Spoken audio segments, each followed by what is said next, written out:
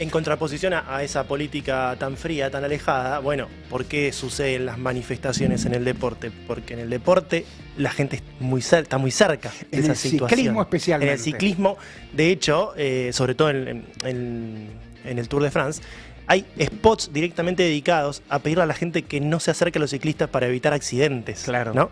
Están al lado, muy pegados. Es un fanatismo en Europa bastante fuerte, bastante pasional. Y obviamente, si vos tenés esa cercanía con algo, ¿cómo no te vas a expresar? Esa por un lado. Después, por otro lado, para mí el ciclismo, lo que siempre me conmovió del ciclismo, es esa... pocas veces ves al deportista metiéndole el cuerpo. Está bien, tenés el boxeo, obviamente, y todos los deportes de combate. Y el rugby es un deporte de colisión también, y todo. Pero en el ciclismo, los ves que los tipos cambian de escenario en una misma competencia. Pasan del frío al calor, de la lluvia. De la montaña, a la lluvia, de la montaña al llano, a la bajada. Casi se suicidan tirándose en esas bajadas a 80 kilómetros por hora, llegan a ir en esas bajadas. Es impresionante. Y de repente se te puede cruzar alguien porque te quiere alentar. Una bandera, como pasó durante las manifestaciones. Aquí porque hubo manifestaciones, pero la cercanía del hincha con su ídolo era obviamente para darle fuerzas. Obvio, claro. Vamos. Porque ese ciclista está extenuadísimo. Sí, son 21 días de competencia. 21 días de 200 kilómetros. 200 kilómetros por día. Exacto. No en el llano, ¿no? A veces con montaña de una pendiente increíble. Por eso han sido cobayos estos tipos. A los ciclistas les han metido drogas hasta por pero por las pestañas. Obviamente, las grandes pruebas del ciclismo internacional, el primer gran escándalo, ¿cuál era? El del doping. Claro. Estaban dopados hasta las muelas los tipos. ¿Qué te crees? ¿Que voy a subir hasta los Pirineos con agua mineral? No subían con agua mineral. Patani, Armstrong, varios. Con todos subían ahí. Pero les recomiendo ver un documental sobre Lance Armstrong. Espectacular ese documental. Espectacular, el documentalista que va haciendo la épica de Lance Armstrong hasta que se da cuenta que el estadounidense multicampeón del Tour de Francia había vuelto a doparse. Entonces que era un engaño ese nuevo podio de Lance Armstrong. Entonces el tipo que había hecho estaba construyendo una narrativa de la épica, tiene que pasar a la de la estafa. Y me queda una gran frase de ese documental que es Armstrong era tan competitivo que hizo hasta lo ilegal para ganar. Hasta lo ilegal para ganar, exactamente. Bueno, el ciclismo ha sido hoy la expresión más importante de este vínculo histórico entre lo que es la política y el deporte. Y antes de darle la palabra a Manu, le quiero recomendar a quienes puedan. En el diario Folia hay un periodista formidable brasileño llamado Juca Kfouri. Es un periodista histórico de Brasil, escribe como los dioses y tiene un análisis de la sociedad y de Brasil extraordinario. En Brasil sabemos, la sociedad, el miércoles juega River Palmeiras y volvemos a los duelos Argentina-Brasil en Copa Libertadores. Brasil está conmovido por otra cuestión en estas horas. Lo que ha conmovido a Brasil es que por primera vez se ha juzgado, se ha condenado a un expresidente por golpismo, ¿no? Jair Bolsonaro, 27 años de prisión, lo que ha dictaminado el Supremo Tribunal Federal. Bueno, lean a Juca Kfouri. Juca Kfouri estuvo en el Mundial de México 70, en la final gloriosa, que esa selección platónica, esa selección hermosa, de 5 números 10, de Jairzinho, Gerson, Tostao, Pelé, Rivellino, esa selección gloriosa, 4-1 a Italia, la final. ¿Cómo olvidar a ese fútbol hermoso? Esa selección idílica, ¿cómo olvidarla? Bueno, ¿qué escribió Juca Kfouri? Dijo, hay un mejor 4-1. El del Supremo Tribunal Federal, que le metió 4-1 a Bolsonaro, 27 años preso. Tremendo. Estimado Manu Rodríguez. Bueno, vamos a poner un poco en contexto, ya lo contaste un poco pero para que entendamos de qué estamos hablando cuando hablamos de la Vuelta a España, decía Ezequiel, una de las 3 grandes vueltas de la temporada del ciclismo, ¿no? Del ciclismo de pista. La tercera en importancia, podríamos decir también, viene después del Tour de France, ¿no? Una competencia que es impresionante, pero que tiene un peso específico, sobre todo para la región en la que se está compitiendo, que es muy grande, y sobre todo porque pasó por regiones donde, claro, justamente el regionalismo de esas culturas es tan grande que se siente muy identificado con otras culturas que son perseguidas o maltratadas. Bueno, ahí es donde empezó justamente estas protestas que se dieron en varias etapas que obligaron a reducir, por ejemplo, una contrarreloj. Para el que no sabe, la contrarreloj es quizás el momento donde dos ciclistas que están compitiendo por la primera posición más diferencias se pueden sacar o más pueden recortar, porque compiten solos, sin la ayuda del equipo y en un tramo cortito donde tienen que dar todo. Bueno, esa parte se cortó casi a la mitad. Estamos hablando de que alteró verdaderamente la competencia de un Jonas Vingegaard que venía muy pegado. Se metieron en una definición por penales. Exactamente. Y cuando todos pensábamos, bueno, hacia el final, llegando a una capital, esto se va a ver menos, claro, ¿no? Pensando en una Madrid distinta. Aparte, 1.500 policías. 1.500 policías. Bueno, sí, en varias etapas se reforzó demasiado el operativo de seguridad, sin éxito, hay que decirlo. Porque, ¿cómo haces para cubrir 200 kilómetros de policía? No hay forma. Claro. ¿Qué terminó pasando? En el cierre de esta competencia, el domingo directamente 56 kilómetros no se corrieron. Los ciclistas pusieron pie en tierra, lo habían advertido días antes, después de que uno de los ciclistas sufriera una caída y que tuviera que abandonar la competencia. Habían advertido justamente, mira, si esto sigue así, nosotros no nos vamos a exponer. Y hay imágenes, seguro las van a ir viendo en los paños, donde han ocurrido situaciones de directamente enfrentamiento entre los ciclistas y los manifestantes, porque claro, algunos ciclistas querían pasar a toda costa en esta situación, o esta imagen que estamos viendo ahora, donde la policía tenía que separar manifestantes pro-Israel de manifestantes pro-Palestina. Claro, cuando esto empezó hace ya una semana, un poquito más, le preguntaban a los ciclistas qué opinan de esto. Hay que recordar, hay un equipo que es el Israel Premier Tech, un equipo que no es, digamos, de la primera división de la competencia ciclista, sino de la segunda, para dar a entender, que compite en algunas de estas competencias, estas grandes vueltas, el Israel Premier Tech, y que es el gran apuntado, ¿no?, dentro de esta situación. De hecho, se tuvieron que tapar la palabra Israel de las camisetas, y de ahora en más van a competir el resto de la temporada solo con las iniciales para evitar este tipo de situaciones. El dueño del equipo es un buen Vamos amigo. a hablar de Sylvian Adams, sí señor. Y al primero que le fueron a preguntar fue al que iba primero en la carrera, al segundo mejor ciclista del mundo, el danés Jonas Vingegaard. Le dijeron: ¿qué pensás de esto? Esperando que quizás una respuesta más como del estilo, no, bueno, hay que cuidar el deporte, ¿no? Nosotros estamos corriendo, estamos haciendo nuestro trabajo. Y la verdad que lo que dijo Jonas Vingegaard es: la gente protesta por una razón, ¿no? No es casual que haya tanta gente pidiendo lo mismo. Algo estará pasando. Sí, ¿no? Sí, cuando fueron las primeras protestas, no sé si las primeras, pero las más fuertes en el País Vasco, Sí, lo más fácil fue decir, y son todos miembros de ETA. Claro. Etarras, hablaban de aquella organización vasca armada. Y claro, cuando las protestas ya no eran solo en el País Vasco, ¿qué van a decir? ¿Ahora de qué los catalogamos a los manifestantes? Tal cual. No pueden decir que son etarras. Porque además en un momento ya se volvió una competencia entre la seguridad y los manifestantes de ver quién podía más, ¿no? Desafías al manifestante, se vuelve peor. Después los ciclistas, igual la mayoría tuvieron palabras más bien de cuidemos la competencia, tratemos de no enfrentar el deporte no tiene nada que ver, todo esto que decíamos, ¿no? Y lo mismo que nos pasa acá en el fútbol vernáculo, que son pocos los deportistas que se paran a hablar. A raíz de esto, obviamente, se desarrolló la carrera en condiciones muy complicadas y le preguntaron a Borja Iglesias, futbolista español, sobre esta situación, esperando tal vez la misma respuesta, ¿no? Dijo lo siguiente y dejó a todos bastante boquiabiertos. A veces hai que pararse, hai que reclamar o que creo que é obligatorio, que son os dereitos humanos, que é o respeto, que moitas veces non está. Penso que en calqueira situación é boa para facelo, para intentar facer desto algo un pouco mellor e de ser conscientes das injustizas ás veces que hai no mundo e que non somos conscientes. O que me sorprende é que ás veces lle demos máis importancia a parar un evento deportivo que a un genocidio, por exemplo. Non o termino de entender moito, a verdade. Bueno, el jugador del Celta de Vigo dando una lección casi, ¿no? Y lo que muchas veces no pasa. Muy contundente además en su respuesta, no dio muchas vueltas. O sea, hacemos más drama porque paramos la competencia deportiva que por parar un genocidio. Tal cual, tal cual. Muchas veces pensaba, ¿no?, en justamente el ciclismo. Lance Armstrong, obviamente, un hombre que ganó casi todas las competencias completamente dopado, ¿no? Y lo admitió, y obviamente le sacaron los títulos con razón.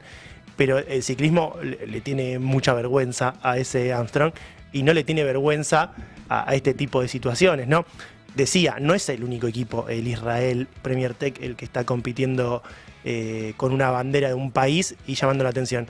El principal equipo del mundo, que llevó el maillot amarillo del Tour de France 4 de los últimos 6 años, con Tadej Pogačar como principal figura, es el equipo de Emiratos Árabes, el UAE, al que Tadej Pogačar festeja y defiende siempre.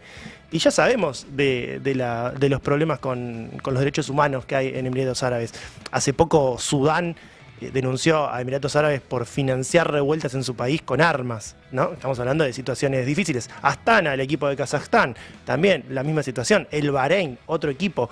O en su momento el US Post, ¿no? Que bancaba a Armstrong. Pero vos sabés que ese es un gran debate del deporte. ¿Hasta dónde trazamos la vara? Porque por ahí nos quedamos sin equipos. Claro, sin dinero sobre todo. Por ahí nos quedamos sin dinero. No, porque hay que seguir televisando entretenimiento. Los genocidios no se televisan, pero el deporte sí. Claro. Pero perdón, si pusiéramos esa vara así de firme, el principal país que organiza mundiales, Juegos Olímpicos, es Estados Unidos. ¿Cuál fue el país que tiene más invasiones de otros países en el mundo? Que ha promovido más guerras. Entonces, si pusiéramos realmente la vara, y si casi no habría competencia. Pues bueno, es que están yo entiendo. ahí en Venezuela ahora. Ahora están pero a ver. Hay una amenaza concreta. Y a ver, el presidente del país anfitrión del próximo mundial, Donald Trump, estoy diciendo, ha amenazado a ciudadanos brasileños con imponer restricciones. Brasil es el gran campeón de la historia del fútbol mundial, de las Copas Mundiales. Nadie ganó tanto como Brasil. Y ha amenazado restricciones a ciudadanos. Ya no ha impuesto solo sanciones al país y a sanciones a los miembros del Supremo Tribunal Federal que condenaron a Bolsonaro. No solo eso, sino que también ha amenazado con sanciones a ciudadanos. Es decir, hinchas de Brasil que quieran viajar al mundial, pueden ellos también. ¿Y qué ha hecho la FIFA? Absolutamente nada. Nada, de nada, de nada. Silencio. Sí, señor. Y bueno, en una semana donde también hubo en una competencia femenina en Francia de ciclismo, protesta por los ajustes en Francia, ¿no? No es el único lugar, España, donde pasan estas cosas. Bueno, vimos también la guerra entre Kosovo y España por un partido sub-21, donde uno no nombraba al otro, ¿no?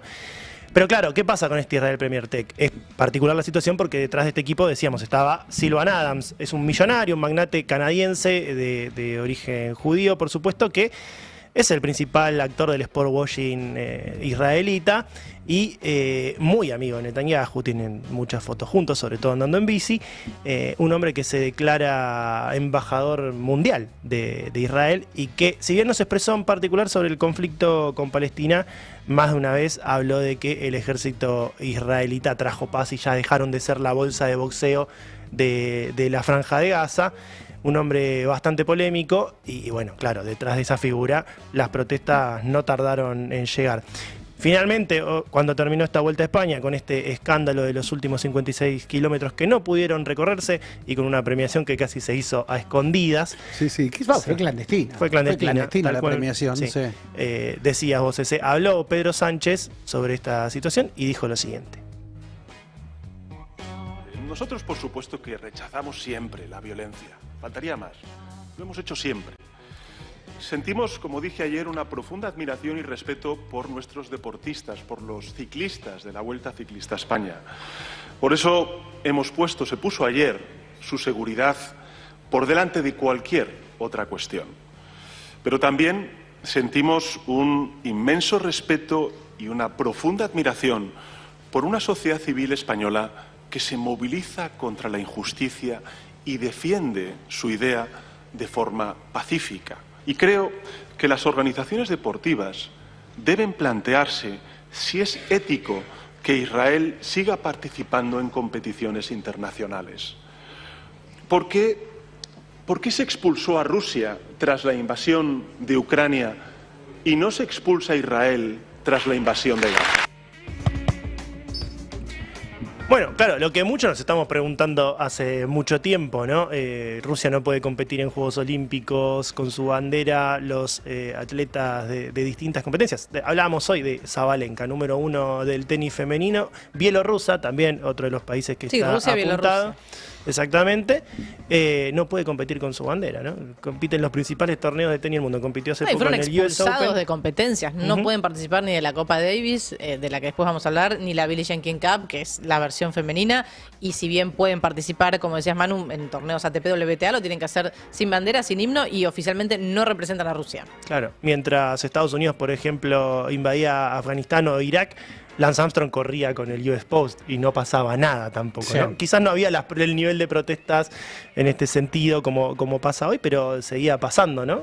Bueno, ¿dónde pone el límite el negocio del deporte a este tipo de Claro, situaciones? lo que es infrecuente es que un jefe de gobierno lo exprese. Claro. Porque lo que hablábamos nosotros es ese divorcio del poder político respecto de la sociedad civil.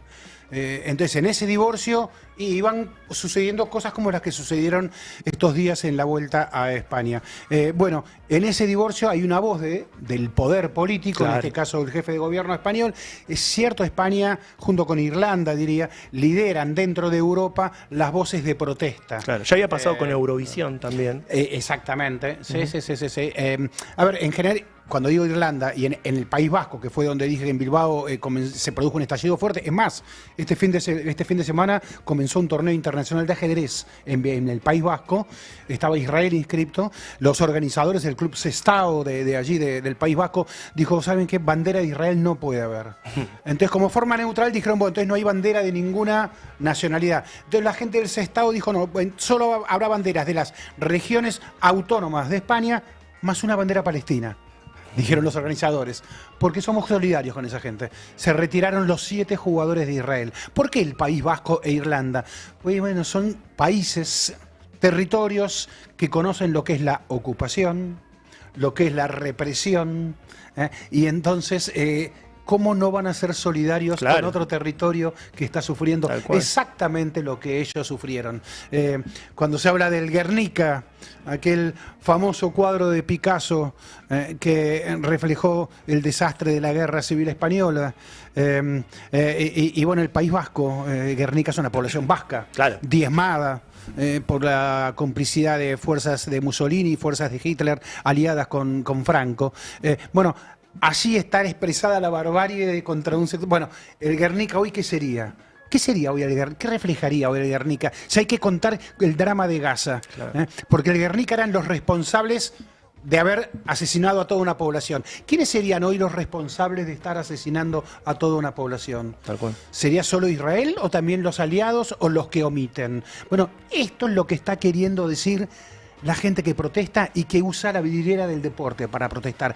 Está bien, está mal, no sé si es el escenario ideal. Lo que sí entiendo es que es inevitable. Sí, y sobre todo cuando no hay lugar para decirlo en otro lado, ¿no? Porque si la política hiciera oídos a esta situación, quizás esto no sucedería en el deporte. Sí, lo que yo acepto ahí como debate es, pero si te gusta que lo hagan hoy por Gaza y mañana lo pueden hacer por una causa que tal vez no te resulte tan simpática. Claro.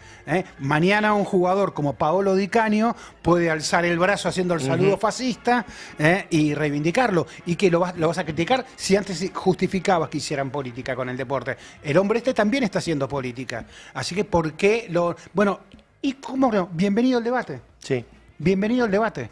El deporte no vive en una isla, el deporte refleja las tensiones sociales. Lo ideal sería que no, que lo tengamos como entretenimiento.